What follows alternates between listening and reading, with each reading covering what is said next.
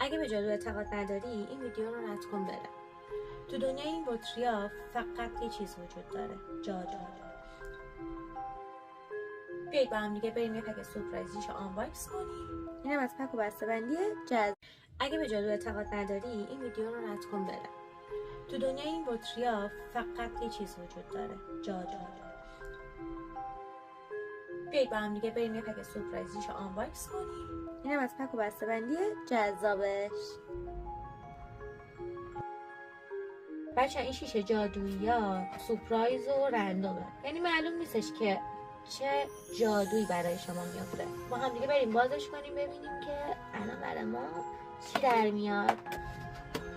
خب خیلی هیجان انگیزه. مونلایت.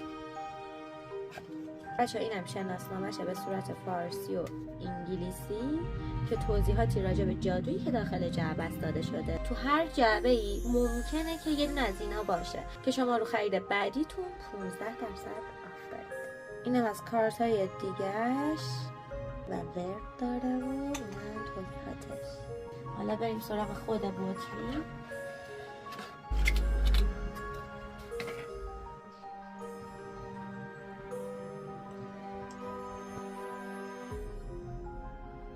بچه انگار نور ماه تو این بطری گیر افتاده.